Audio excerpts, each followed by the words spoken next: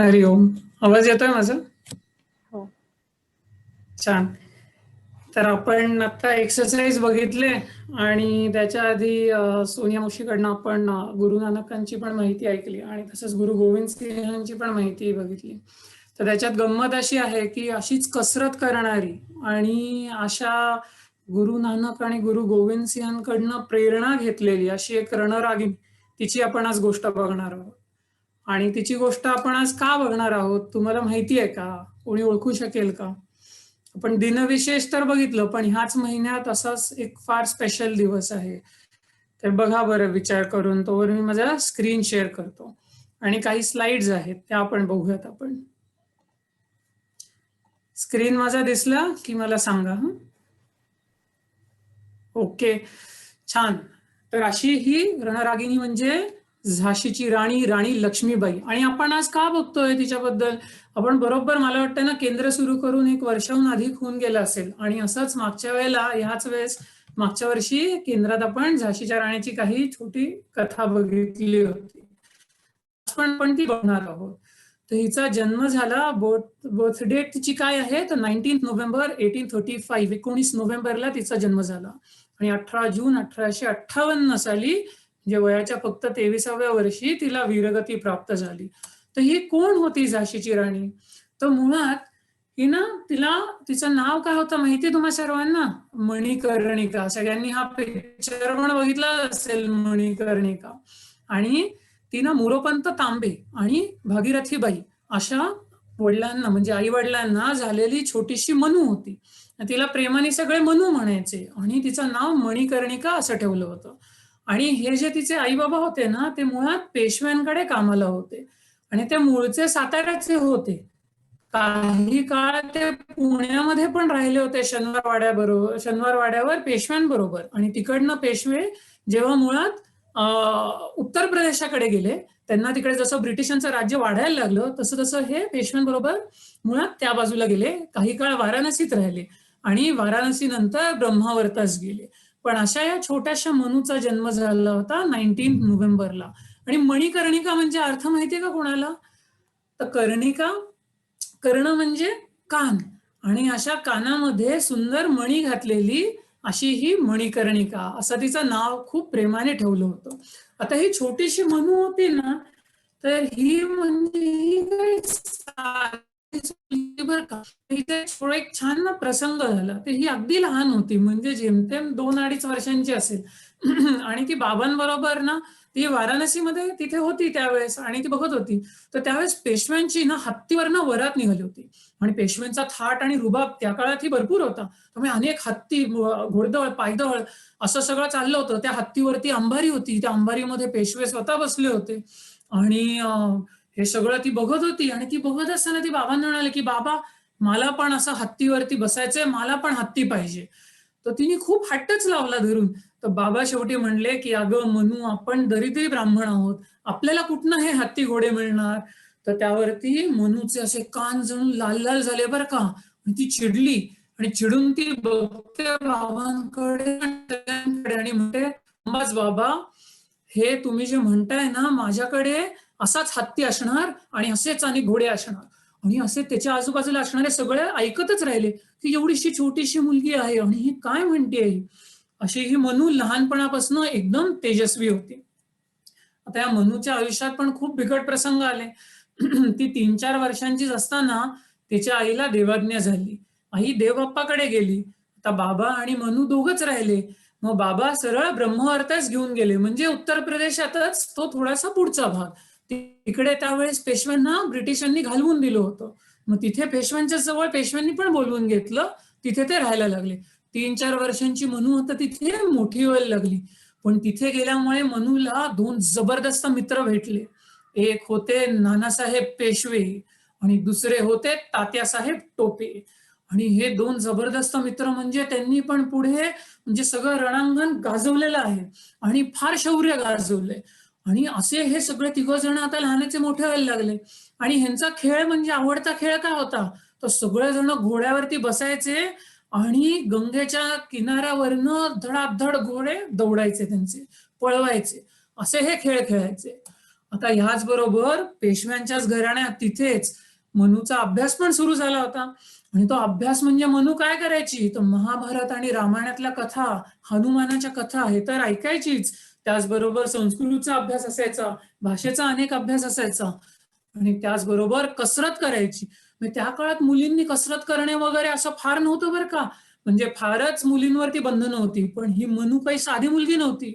ती कुस्ती खेळायची, त्याचबरोबर भालाफेक असेल, तलवारबाजी असेल, हत्ती कसा चालवायचा, घोडे कसे दौडवायचे, पळवायचे, कसे कुंपड्यांवरनं इकडनं तिकडनं उडी मारायची, हे सगळं ती करायची. आणि तिचे 2 फेवरेट खेळ होते बरं का. एक तर खेळ असा होता की ती म्हणायची की मी राणी आणि ही सगळी माझी प्रजा आहे. आणि सगळ्यांना पण मनू राणी झालेली खूप आवडायची. आणि मनूमध्ये मुळातच राणीसारख्या सगळ्या क्वालिटीज होत्या. म्हणजे सगळ्यांना सहजच वाटायचं की ही खरंच राणी आहे आपली. आणि दुसरा खेळ म्हणजे चोर शिपाई असा खेळ खेळायचे. आणि मग सगळ्यांना ती ब्रिटिश करायची, ते ब्रिटिश सगळे चोर, आणि मनू बनायची शिपाई. आणि घोड्यांवरनं पळत धनुष्यबाण घेऊन तलवार घेऊन ह्या चोरांच्या मागे ही मनू लागायची. आणि असं लहानपणापासूनच प्रचंड शौर्य आणि या ब्रिटिशांना देशाबाहेर घालवून द्यायची प्रेरणा मनूकडे होती. आता मनू लहानच असताना मनूचं लग्न झालं. आणि सगळ्यांना की मनूचं लग्न कोणाशी झालं, तर त्यावेळेस झाशीचे जे राजकुमार होते, राजा होते, म्हणजेच गंगाधर राव, ह्या गंगाधर रावांशी मनूचं लग्न झालं. आणि मनूचं लग्न झालं आणि तिचं नाव ठेवण्यात आलं लग्नानंतर राणी लक्ष्मीबाई. लक्ष्मी असं नाव ठेवण्यात आलं. आणि मणिकर्णिकेची झाली राणी लक्ष्मीबाई. आता ही राणी लक्ष्मीबाई काही संसार करायला मुळात आलीच नव्हती बरं का. त्यामुळे लग्न झाल्या झाल्याच तिच्यावरती काहीच वर्षांमध्ये अनेक बिकट प्रसंग पडले. आणि पहिला प्रसंग तिला सामोरा जायला लागला, तिला आणि गंगाधर रावांना दोघांनाही. म्हणजे तिचं लहान मूल, अतिशय छोटस बाळ जन्म झाल्या झाल्या ते मृत्युमुखी पडलं. त्याला देवाज्ञा झाली, देवाकडे गेलो, प्रचंड वाईट वाटलं. ह्याच ह्याच्यात गंगाधर राव प्रचंड आजारी पडले. आणि गंगाधर राव आजारी पडले आणि त्याच दुःखात आणि आजारपणात त्यांचा पण देहांत झाला. त्यामुळे आता झाशीला कोणी राजाच उरला नाही. आता फार मोठा प्रश्न निर्माण झाला. आता ब्रिटिशांना तर हेच पाहिजे होतं, कारण ब्रिटिश एक एक एक एक जी सगळी आपली संस्थानं होती, म्हणजे जिथे जिथे भारतीय राजे राज्य करत होते, ती सगळी त्यांची राज्य अशा ना तशा प्रकारे जोरजबरीने किंवा काहीतरी म्हणजे चोरी चुपे ते बळकावत होते. आणि तसंच त्यांनी झाशी पण खालसा केलं. आणि झाशीच्या राणीला झाशी सोडून जायला लागलं. पण झाशीची राणी काही शांत बसणारी होती का, तर मुळीच नाही. मग तिने तात्या टोपे आणि तिचेच 2 मित्र यांच्या सैन्यासकट झाशीवरती परत हल्ला चढवला. आणि त्याच वेळेस 1857 सालचा स्वातंत्र्य संग्राम हाचा उठाव झाला होता. आणि सगळीकडनं ब्रिटिश सैन्यामध्ये भरती असलेले भारतीय सैनिक यांनी तो उठाव केला. आणि ह्याच सैन्याच्या मदतीनं सगळ्यांनी झाशीवरती, जिथे आता ब्रिटिशांचं राज्य होतं, त्याच्यावरती हल्ला चढवला आणि झाशी परत मिळवली. आणि इथे तुम्ही हे चित्र बघताय ना, आता चित्रामध्ये तुम्हाला झाशीच्या राणी बरोबर अजून एक जण लढताना दिसते. आणि तिच्या अशा 2 सख्या होत्या, 2 मैत्रिणी होत्या, त्या पण तिच्यासारख्याच शूरवीर होत्या. एकीचं नाव होतं मुंदर आणि दुसरीचं नाव होतं काशी. आणि मग ही झाशी मिळवल्यानंतर झाशीच्या राणीची आता त्याच्यावरती तिचं शासन लागू झालं आणि तिची सत्ता आली. आणि ही झाशीचं राणीचं एवढं कौतुक का आहे, पिक्चर बऱ्याच जणांनी किंवा तुम्ही सगळ्यांनी बघितलाच असेल, पण त्याच्यामध्ये ना काही एक भाग आपल्याला तो कळत नाही. त्याच्यामध्ये त्या झाशीच्या राणीची दिनचर्या कशी होती, म्हणजे कसा घालवायची. तर ही आता तर तिचे पती राहिले नव्हते, गंगाधर राव तर देवबाप्पाकडे गेले होते. त्यामुळे त्या काळात तर अशा ज्या स्त्रियांचे पती नसतील त्यांचे तर सगळे केस कापले जायचे, त्यांना पांढरी साडी त्यांना दिली जायची. आणि अनेक स्त्रियांना तर त्या सती जायच्या, म्हणजे ज्या चितेवरती पतीला अग्नी दिला जायचा त्याच्यामध्येच त्या देहार्पण करायच्या, म्हणजे स्वतः त्या अग्नीमध्ये जायच्या. पण झाशीची राणी ही ह्या सगळ्या प्रथांना तोडून राज्य करायला ही सक्षम होती. आणि तिच्यामध्ये असं नेतृत्व होतं. तर ही साधी राणी होती तिची अतिशय, जेव्हा तिचे पती होते तेव्हा एकदम साधी राहायची. पण जसे पती गेले तसे ते गेल्यानंतर तिने तिचं राहणीमान एखाद्या राणीला शोभेचं केलं. म्हणजे ती सकाळी लवकर उठायची, त्याच्यानंतर ती जायची तालमीमध्ये, तिथे कसरत करायची. तालमीमध्ये कसरत झाली की घोडे दौडवायला जायची, त्याच्यानंतर कुंपणावरनं घोडे कसे हाताळायचे, इकडनं लांब लांब उड्या कशा मारायच्या याचं प्रशिक्षण घ्यायची. मग तलवारबाजी आणि भालेफेक ह्याचं प्रशिक्षण ती चालू ठेवायची. मग ते सगळं झाल्यावर ती पूजा करायला यायची. मग तिचं दुपारपर्यंत पूजा चालायची. पूजा झाल्यानंतर दरबार भरायचा. आणि इथे एक फार मोठा प्रसंग आहे बरं का, हा लिहून ठेवलाय ब्रिटिशांनी पण, की राणीच्या दरबारात तिची स्मरणशक्ती कशी होती. तर हा दरबार तिचा भरायचा आणि दरबार भरल्यावरती साधारण 150-200 लोकांचे मुजरे असायचे बरं का राणीला. म्हणजे ते हजेरी द्यायचे. वेगवेगळ्या झाशीमध्ये, तिच्या राज्यामध्ये पसरलेले हे सगळे तिचे म्हणजे अनेक लोक असतील, अनेक कामं बघत असतील. आणि राणीला बरोबर माहिती असायचं की काल आपल्याला कोण इथे हजर नव्हतं आणि कोणाचा मुजरा झाला नाही. आणि दुसऱ्या दिवशी ती बरोबर त्यांना विचारायची. म्हणजे तिचं इतकं बारकाईने लक्ष असायचं, असा तिचा कारभार असायचा. आणि तिने सगळी व्यवस्था झाशीमध्ये अतिशय उत्कृष्ट करून दिली होती. राणीचा गरिबांसाठी म्हणजे तिचा एक फारच आधार होता, कारण सगळ्या गरिबांना अन्नछत्रे तिने चालू केली होती.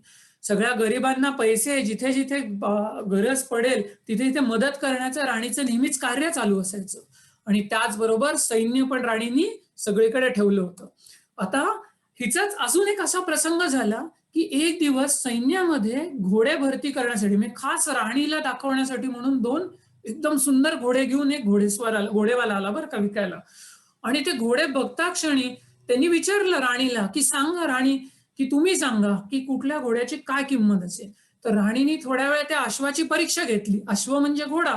त्या अश्वाची परीक्षा घेतली, बघितलं आणि म्हणाली की एक घोडा हा. तर तो घोडेवाला पण अतिशय खुश झाला. तो म्हणाला, कसं ओळखलं तुम्ही राणी? ते म्हणाले की 50 रुपयाचा जो घोडा आहे त्याच्या छातीमध्ये आजार आहे आणि तो जास्त काळ जगणार नाही, त्याला जास्त दौडता येणार नाही, पण हा दुसरा उत्कृष्ट तब्येत आहे त्याची. आणि असं म्हणाल्या त्या काळात त्या सगळ्या नॉर्थ इंडियामध्ये झाशीची राणी ही अश्वपरीक्षेसाठी खास ओळखली जायची, अशी तिची नजर होती आणि तिचा असा अभ्यास होता. आता झालं काय, तर ब्रिटिश थोडे शांत बसणार होते. सगळीकडे हा 1857चा स्वातंत्र्य समर आणि त्याचा उठाव सुरू झाला होता. ब्रिटिशांनी प्रचंड सैन्य सगळीकडे सोडायला सुरुवात केली आणि हेच सैन्य अशा पद्धतीने झाशीवरती तुटून पडलं. आणि व्हायचं तेच झालं, झाशी पडली. राणीला झाशी सोडून दुसरीकडे जायला लागलं. ती गेली तात्या टोपेंकडे. तात्या टोपे होते कालपीला, पण कालपी पण त्याच्यावरती पण ब्रिटिशांचं सैन्य, जसं राणी तिथनं निसटली हे कळलं तसं त्यांनी पाठलाग केला आणि काही दिवसातच तात्या टोपेंच्या सैन्यावरती चालून गेलं. आणि तिथे तात्या टोपेंचा पण पडाव झाला. त्यांच्या सैन्याला तिथनं माघार घ्यायला लागली आणि ती माघार घेऊन त्याच्यानंतर तिकडनं ग्वाल्हेरकडे हे सगळेजण पळाले. आणि ग्वाल्हेरकडे पळत असताना त्याच्या मार्गावर एक सर हेनरी रोजेस का यू रोजेस नावाचा हा ब्रिटिश अधिकारी होता. त्या ब्रिटिश अधिकाऱ्याचं सैन्य ग्वाल्हेरपर्यंत, ग्वाल्हेरच्या मार्गावरती राणीचा पाठलाग करत लागलं आणि तिथे शेवटचं हे युद्ध झालं. आणि राणीचं शौर्य इतकं प्रचंड होतं की पहिल्या युद्धामध्ये राणीनी विजय प्राप्त करून दिलाच होता. ही अनेक जी युद्ध झाली, म्हणजे कालपीला युद्ध झालं त्याच्यात ती लढली, झाशीचं दुसरं युद्ध झालं त्याच्यात राणी स्वतः लढली आणि अनेक ब्रिटिशांचा खात्मा तिने स्वहाताने केला. आणि तशीच आता ग्वाल्हेरच्या युद्धामध्ये तिने प्रचंड शौर्य गाजवलं. खूप तिची युद्ध आणि तिचं लढाई म्हणजे प्रचंड लढाई झाली. आणि त्याच्यामध्ये शेवटी असा एक प्रसंग आला की तिच्या मार्गावरती 3 ते 4 ब्रिटिश ऑफिसर्स हे घोड्यावरनं दौडत होते. राणी आता तिथे एकटी अडकली होती आणि एकटी अडकलेली असताना तिचा घोडा हा, त्या घोड्याला एक उडी मारून जायचं होतं. ती उडी मारायलाच तयार नाही, कारण हा घोडा तिचा घोडा नव्हता मूळचा, हा दुसरा घोडा होता. आणि ते घोडा हले ना, त्यामुळे राणीला आणि तिच्या बरोबर तिच्या 2 सख्या होत्या बरं का, तर त्यांना फिरायला लागलं आणि परत ते ब्रिटिश सैन्यावरती तुटून पडले. पण ह्याच युद्धामध्ये राणीवरती जबरदस्त प्रहार झाला. तिथे 4-5 ब्रिटिश सोल्जर्सना तिने खात्मा केला त्यांचा. पण एकाने मागणं वार केला आणि तो वार तिच्या डोक्यावरती बसला आणि तिचं मस्तक अशी ती राणी धरातीर्थी पडली आणि तिथे राणीचे एक निकट सरदार होते, ते आले तिथे आणि राणीने सांगितलं की काही झालं तरी माझा देह हा मरणोत्तर किंवा मी जिवंत असताना हा ब्रिटिशांच्या हाती लागता कामा नाही, हा देह पवित्र आहे, हे मन पवित्र आहे.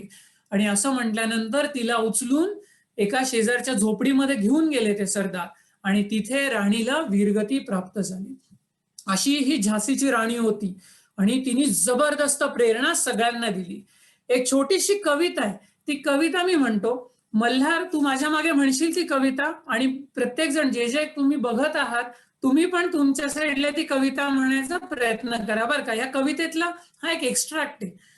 तर मी म्हणतो एक ओळ, मल्हार तू म्हण त्याच्यानंतर.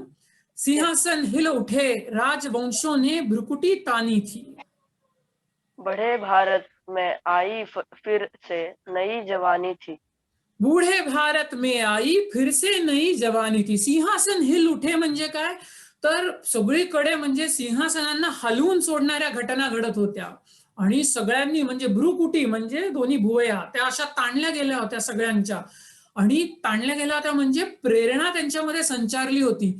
आणि बुढे भारत में म्हणजे भारतामध्ये एक जणू म्हणजे अनेक असा मोठा पिरियड गेला, एक काळ गेला ज्याच्यामध्ये प्रेरणादायी काही घडत नव्हतं. आणि हा 1857चा संग्राम घडला.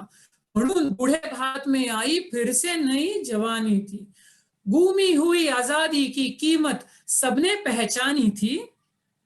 मल्हार, दूर फिरंगी को करने की सब मैंने मन में ठानी थी, दूर फिरंगी को करने की सबने मन में ठानी थी. सगळ्यांनी या फिरंगी म्हणजे ह्या ब्रिटिशांना देशातनं बाहेर काढायचं ठरवलं होतं.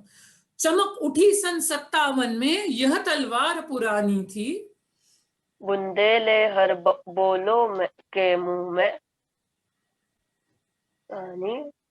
कहानी थी, बुंदेले हर बोलो के मुंह हमने सुनी कहानी थी. बुंदेले म्हणजे बुंदेलखंडचे जे लोक होते त्यांनाच हरबोलो किंवा बुंदेले असं म्हटलं जायचं. तर ह्यांच्या तोंडातून आम्ही ही गोष्ट हमने सुनी कहानी थी. खूप लढी मर्दानी वो तो झांसी वाली राणी थी, खूप लढी मर्दानी वो तो झांसी वाली राणी थी.